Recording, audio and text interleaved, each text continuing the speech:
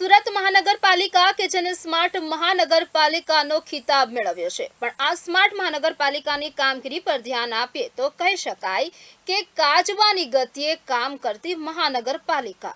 આ પોલ પહેલા વરસાદે ખોલી છે.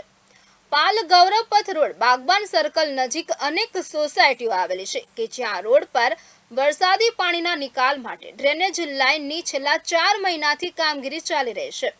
વરસાદ પણ આવી ગયો, પણ કામગીરીને લઈને મહાનગરપાલિકાના જવાબદાર અધિકારીઓ કુંભકર્ણની જેમ નિંદ્રામાં હોય તેવું લાગી રહ્યું છે કે જેના કારણે આ વિસ્તારમાં જોવા મળી રહ્યું છે કીચડનું સામ્રાજ્ય. પ્રી મોન્સૂન કામગીરી અંતર્ગત ખોદવામાં આવેલા રસ્તાઓ અને વરસાદી પાણીની લાઈનો માટેના ખાડા યોગ્ય રીતે ન પૂરાતા અકસ્માતનો ભય અને ટ્રાફિક જામની સમસ્યા સર્જાય છે. ત્યારે આવી જ એક સમસ્યા પાલ ગૌરવપથ રોડ બાગબાન સર્કલ નજીક સર્જાય છે.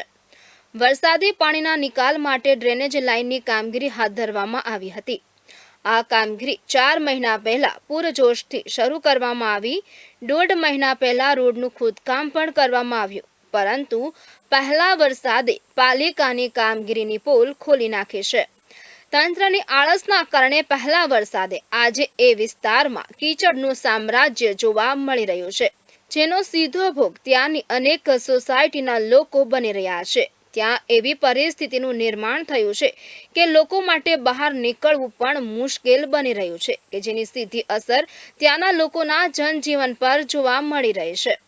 છતાં પણ અધિકારીઓ એ વિસ્તારની કામગીરીને લઈને ઉદાસીન વલણ અપનાવતા જોવા મળી રહ્યા છે. સ્માર્ટ નગરપાલિકાના ખિતાબ તો મેળવી લીધા, પણ કામગીરીની રિયાલિટી તો કંઈક અલગ જ દેખાઈ રહી છે. ત્યારે હવે પાલિકાના અધિકારી ક્યારે જાગશે અને કામગીરી કરશે તે જોવું રહ્યું. જલ્પા મહેતા, ગુજરાત ન્યૂઝ, સુરત.